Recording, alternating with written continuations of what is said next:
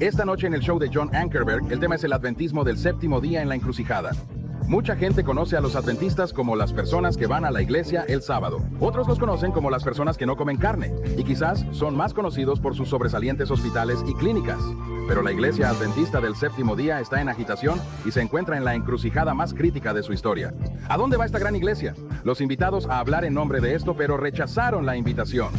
Fueron el Dr. Neil Wilson, presidente de la Conferencia General de Adventistas del Séptimo Día; el Dr. Robert Olson, presidente de la LNG White State; el Dr. Victor Cooper, director asociado general de la Conferencia de la FDA; señor Warren Jones, editor asociado de la revista Ministerio; y el Dr. William Johnson, editor asociado de la Revisión Adventista. Para ayudarnos a descubrir las respuestas, John entrevistará a dos de los portavoz principales de la Iglesia Adventista. Discutirán cuestiones de autoridad bíblica, escritos de LNG Blanco y recientes cargos de abuso de fondos por la Iglesia. El primer invitado de John es el teólogo adventista, escritor y pastor Dr. Desmond Ford. El Dr. Ford obtuvo su doctorado en la Universidad de Manchester, Inglaterra, y ha sido profesor de teología en varios seminarios y colegios adventistas.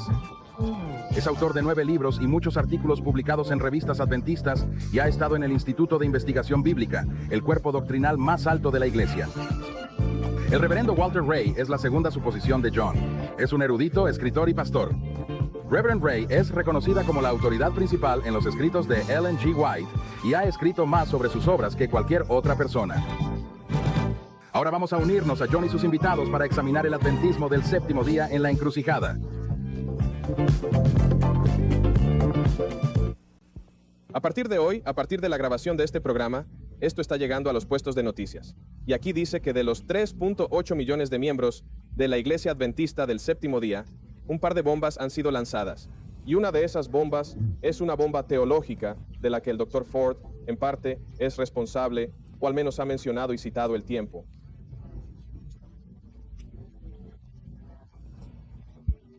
Dice esto, que la explicación de Ellen G. White en el santuario de 1844, en su opinión, ya no puede resistir la luz de la Biblia. Y empecemos con eso. Para todos nosotros que no somos adventistas del séptimo día, ¿podrías explicar un poco sobre la explicación del santuario de 1844? ¿Qué es para aquellos de nosotros que no formamos parte del adventismo del séptimo día? Me alegra, John. Si me permite dar un momento de antecedentes, dijiste que no eras un adventista del séptimo día. Acepto esa disculpa. Soy uno y amo la iglesia, pero quiero verla en plena armonía con las Escrituras. Los adventistas han afirmado durante mucho tiempo ser los herederos de la Reforma, y la Reforma se basa en la primacía y la adecuación y la suficiencia de la Escritura Sagrada. Se basa en el sacerdocio de todos los creyentes y se basa en la justificación por fe. Y quiero ver mi iglesia entrar en plena armonía en estas áreas. Creo que la iglesia ha hecho una gran contribución en el bautizo. Es el estrés sobre la esperanza bendita y una era de desesperanza. Es el estrés sobre la ley y una era de ilegalidad. Pero el santuario generalmente presentado por el séptimo día de los adventistas parece que para muchos es una amenaza para la doctrina de la reforma de la salvación por la gracia. Ok, ¿qué pasa? La doctrina del santuario adventista afirma que en 1844 nuestro Señor Jesucristo entró en el segundo apartamento del santuario celestial, o como algunos dirían, entró en la segunda fase de su ministerio. Esta es una labor de juicio investigativo, una labor que ha estado en procedimiento durante más de 140 años, que es determinar quién será salvo y quién debe perderse. La revisión de los santos, la forma en que se presenta a menudo, ha recibido la garantía de la amplia parte de la iglesia.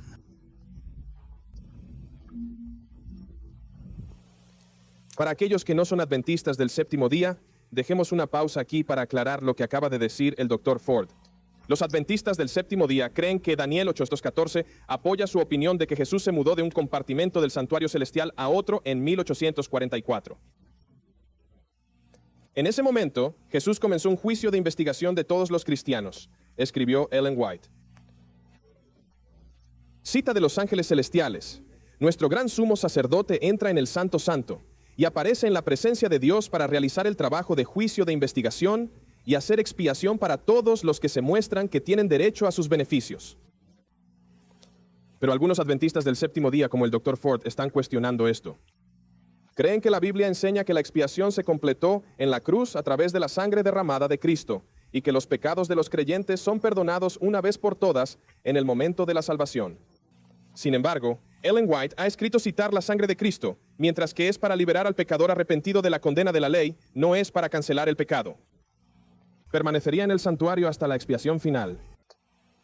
Ella también escribió una vez más en el Nuevo Pacto que el pecado de los arrepentidos es puesto en Cristo por fe y transferido en realidad al santuario celestial. La verdadera purificación del cielo se logrará eliminando los pecados registrados allí.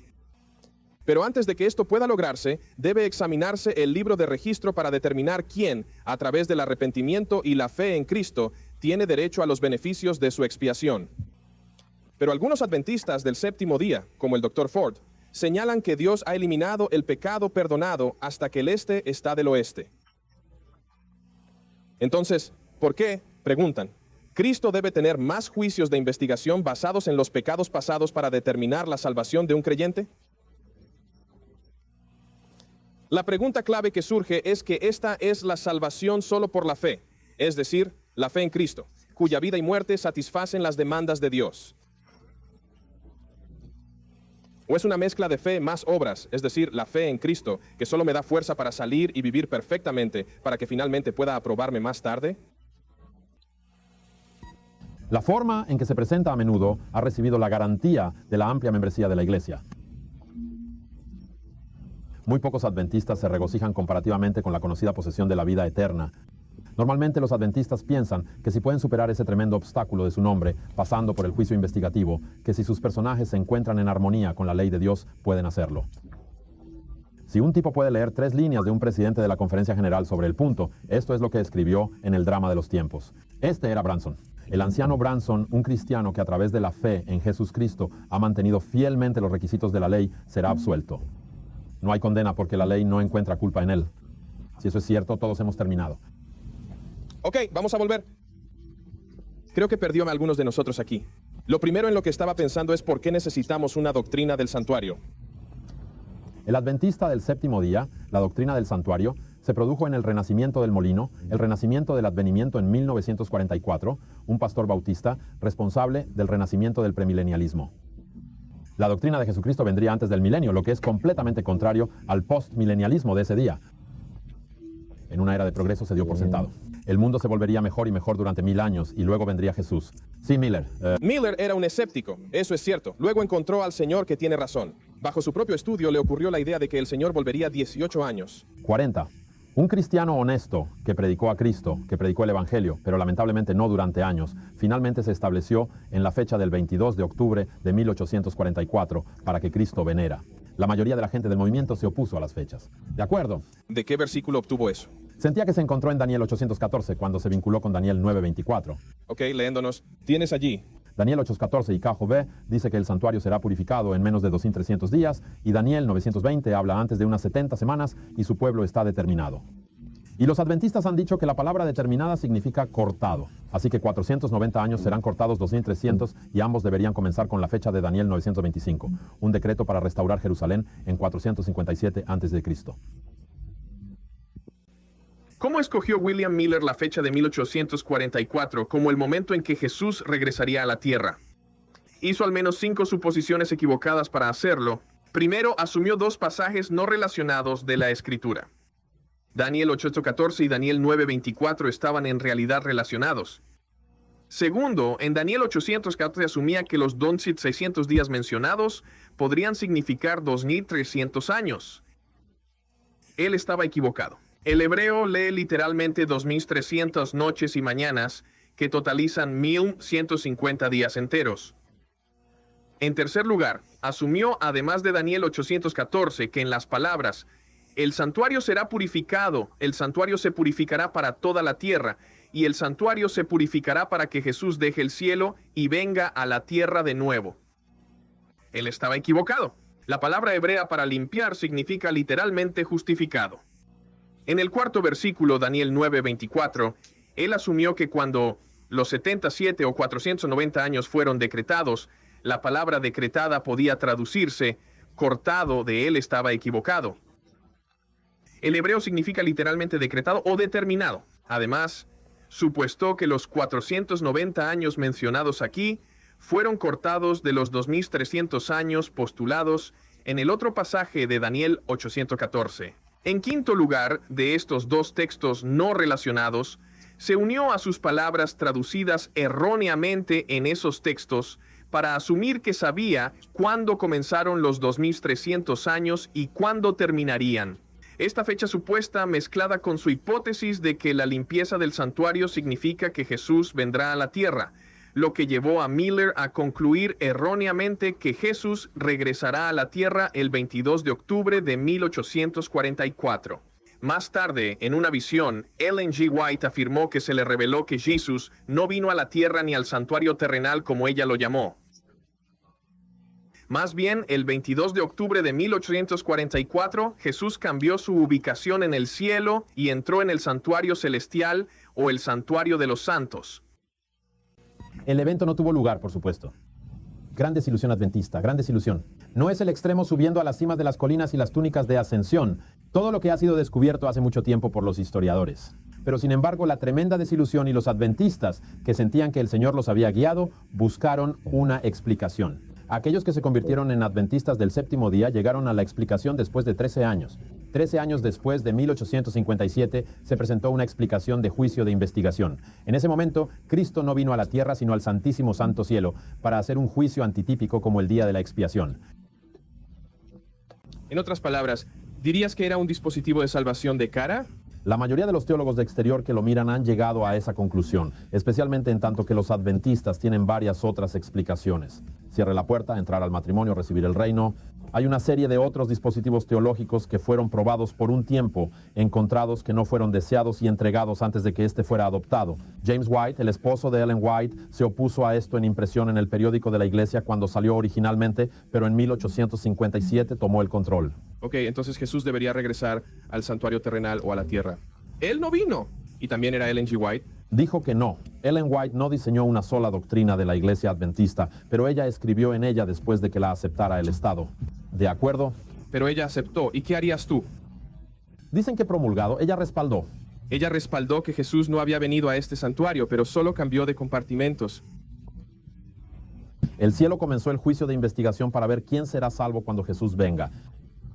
Y esto, para la mayoría de los estudiosos de la iglesia, vuela frente al Evangelio eterno, que dice que ahora que tenemos el veredicto del último juicio, podemos tener la garantía de la vida eterna, en el momento en que creemos, porque los méritos de Cristo y los méritos de Cristo son solo el único problema en el juicio. ¿Los hemos podido sostener por fe? ¿De acuerdo qué? Que, en resumen, es: las razones que has encontrado no respaldan esa interpretación original. las cosas que estoy diciendo han sido dichas por varios hombres en la iglesia durante casi un siglo. De acuerdo. Danos algunas de las cosas que han estado diciendo que serían pruebas sólidas. ¿Correcto? Lo más importante es esto. Solo hay un lugar en el Nuevo Testamento que habla del significado de los dos apartamentos del santuario judío, es Hebreos 9. Solo hay un lugar en el Nuevo Testamento que discute la limpieza del santuario celestial, es Hebreos 9. Solo hay una parte del Nuevo Testamento que explica en detalle el significado del antitípico día de expiación cuando el sumo sacerdote fue al Santo Santo, es Hebreos 9. Este capítulo avergonza al adventista del séptimo día sin fin, por supuesto en la generalización. Los académicos han sabido lo que dije durante décadas. Esta doctrina no se ha enseñado en nuestra universidad durante décadas. Los eruditos saben en Hebreos 9 durante estos años, lo que parece ser racionalizado en lo que respecta a los dos santuarios y el juicio de investigación en las Escrituras. John, tomar la cruz del cristiano es como borrar el sol del cielo. Y cuando el escritor hebreo habla del antiguo santuario, hace que todo apunte a la cruz de Cristo. Cuando llegamos al capítulo 9 de Hebreos, abrió el capítulo hablando de los dos apartamentos del santuario. Si miramos el versículo 6, dijo que cuando todo se había arreglado así, el sacerdote entró regularmente en la sala exterior. Hay el primer apartamento en llevar a cabo el ministerio, pero hablará del segundo baño y todo el camino. Así que ahora tiene un baño, pero solo el sumo sacerdote entró en la habitación interna, y eso solo una vez al año y nunca sin sangre. Luego el versículo 8 dice que el Espíritu Santo mostró el camino al Santo Santo. Eso es el equivalente de la palabra habitación interna o segundo mencionada en el versículo 7. Ahora se llama el lugar más sagrado, no se ha divulgado mientras la primera habitación todavía estaba en pie. Esta es una ilustración para el momento actual. En otras palabras, los hebreos dicen que el primer departamento representaba la era judía. Los versículos 9 y 10 continúan hablando sobre la edad de la ofrenda de comida y bebida, varias reglas carnales que no pueden limpiar la conciencia. El escritor de Hebreos dice que el primer apartamento representa la primera era, la era judía, cuando hubo una ministería continua, que no logró nada porque la cruz no había venido. Pero el segundo apartamento, cuando el sumo sacerdote pasó a través del frasco en la presencia de Dios, donde estaba la Shequina, donde el arca estaba en el asiento de la misericordia, donde se roció la sangre, que representaba a nuestro Señor Jesucristo en la cruz, la resurrección, el evento de ascensión, Así que ahí está la primera respuesta.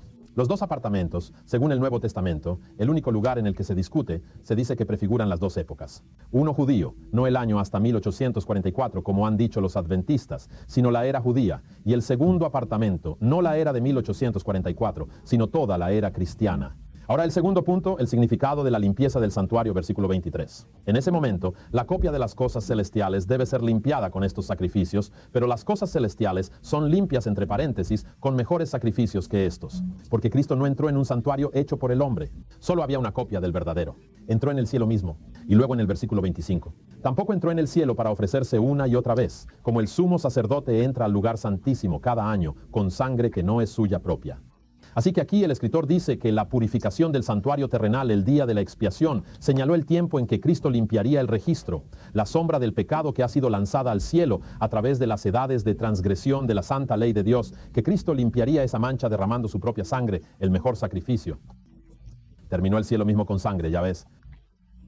Luego habla sobre el sacrificio de sí mismo en el versículo 26. Así que hay el segundo, se dice que la purificación del santuario se cumple en la cruz de Cristo y Cristo asciende al Santísimo Santo. Ahora el tercer, el significado del día de la expiación, si vamos al versículo 12. Capítulo 10. Del capítulo 9, de nuevo, el capítulo 9, los tres del capítulo 9, no entró por medio de la sangre de cabras y terneros. Estos son los que se usaron en el día de la expiación. Pero entró en el lugar santísimo por todas, por su propia sangre, habiendo obtenido la eterna redención. Así que ese es el paralelo al versículo 8. Solo el sumo sacerdote entró en la sala interior una vez al año, nunca sin sangre. 12. Él entró en esta sangre, pero no en las cabras y los coches, el lugar santísimo, de una vez por todas, habiendo obtenido la eterna redención. Así que la entrada del sumo sacerdote en el día de la expiación, en el segundo apartamento, se dice que se cumple cuando nuestro Señor murió en la cruz y por virtud de su propia sangre entró en la presencia de Dios en nuestro nombre. Llévale legalmente con toda la raza humana. Así que el momento que afirmo por fe, que me representó, me sustituyó ese momento. Estoy tan cerca de Dios como Él y la ley no puede condenarme más de lo que lo condenó. Porque la gran expiación ha sido ofrecida. La expiación está completa. La salvación se adquiere. El pecado ha sido borrado. Tengo vida eterna. Mientras confíe en los méritos de Jesús no puedo perderme. Ese es el Evangelio. Así que hay 3 puntos. De acuerdo. Bueno. John es un punto muy importante, no solo teológico. Ford causó el dilema en el adventista que no cree, no enseña, ni enseña que la expiación se ha completado. La experiencia de la cruz viene cuando se convierte con Cristo en la cruz. Ya ves, los separaron y para un adventista, técnicamente, filosóficamente, creo que su expiación nunca se completa hasta después de su juicio y la venida de Cristo. El adventista está tentado a retener la respiración hasta que haya pasado por el juicio de investigación. Esto no es cierto para todos, porque hay muchas personas en el adventista que conocen el Evangelio. ¿Puedo conocer la enseñanza tradicional? ¿Puedo? Resume diferentes y vea si estoy en lo cierto o equivocado aquí. Bueno, cuando una persona se convierte bajo las enseñanzas que has estado diciendo no son correctas cuando se convirtieron. En un sentido, todavía no están seguros del cielo. No estaban seguros de que lo lograrían debido a esta doctrina que simplemente dice que en 1844 Jesús comenzó a investigar. La gente comenzó a volver a registrar los registros y mientras miró esos registros, en algún lugar a lo largo de la línea, él iba a acercarte. Presente como un juicio en cualquier momento. Vino a ti en el presente. ¿Qué hizo él? Pesaría mi vida en los balances del santuario. Ahora según el tú. ¿Ya se convirtieron? Sí, según el presidente de la Conferencia General, Pastor Branson, a menos que mi vida se encuentre en armonía con la ley de Dios, me voy a desaparecer.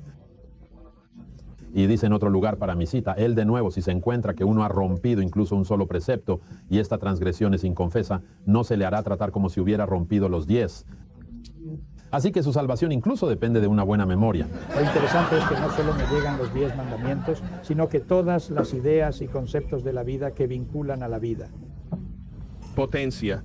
Ok, entonces una persona que fue convertida todavía estaba mirando hacia este juicio de investigación. ¿Alguna vez lo sabría mientras vive? Normalmente los adventistas han dicho que esto sucedería al final de los tiempos, pero sin embargo, popular. En presentaciones homiléticas, a menudo se ha dicho que tu nombre puede aparecer en cualquier momento.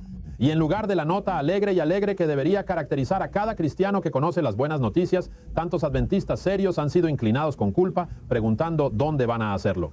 Y John... Incluso hemos dicho y discutido teológicamente. ¿Puedes recordar eso? Bueno, tal vez algunas de tus libertades liberales han cerrado y no lo sabes. ¿Qué habría pensado, sabes? Sí. En otro Palabras jugando el juego en eso. punto, si ustedes van a ser los progenitores, los que avanzan en la reforma, me parece que ustedes han recogido la misma teología contra la que la reforma estaba trabajando. John, es correcto. Se puede decir de esta manera que el Concilio de Trent se opuso a la reforma y comenzó a hablar de una justicia infundida. El Dios infuso medicinalmente la justicia para que el hombre pueda ser bendecido y justificado. En otras palabras, Cristo, cuando una conversión entró en tu vida y te dio el poder y tienes que resolverlo después. Que eso es correcto. Y trágicamente esa es la creencia teológica de muchos adventistas. Creen que son pecados que fueron perdonados cuando entraron, pero luego enrollan las mangas, cooperan con Dios y obtienen una santificación tal que esa santificación puede encontrar la mirada del legislador. Mira lo que ignora. Algunas personas dicen, ya sabes, pero eso suena como el Evangelio, creo. ¿Por qué dices que no es el Evangelio? Porque la ley infinita de Dios tiene en cuenta nuestros motivos, ya sabes, mira cada impulso, incluso al deseo. El pecado es pecado.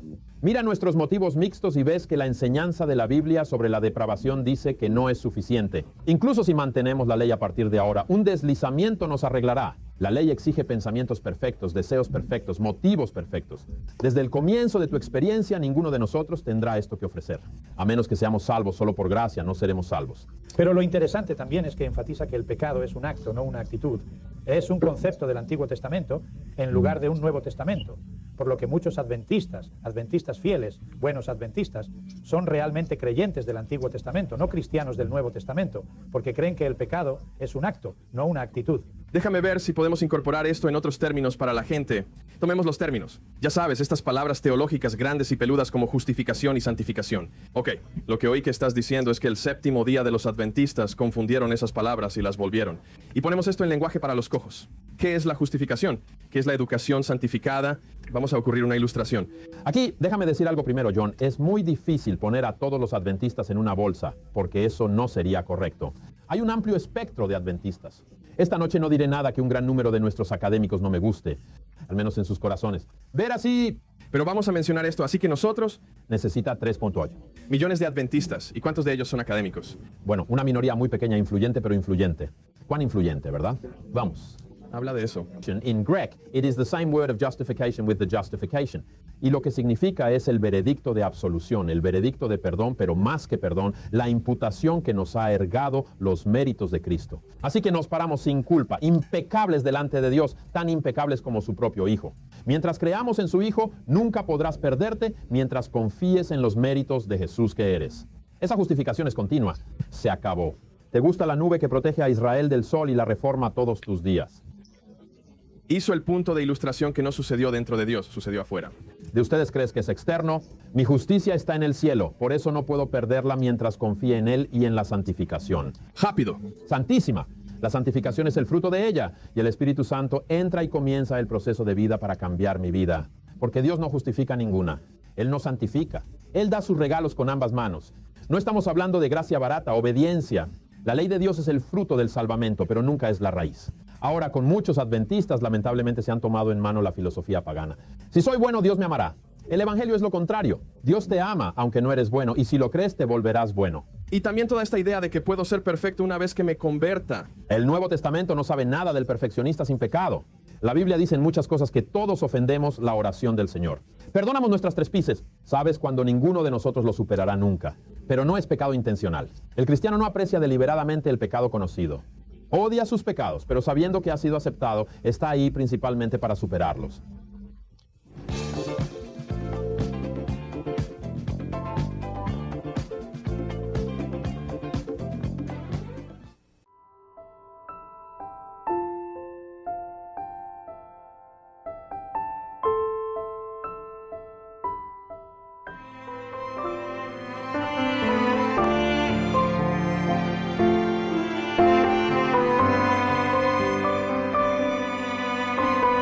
Solo el que puede cuestionar puede pensar.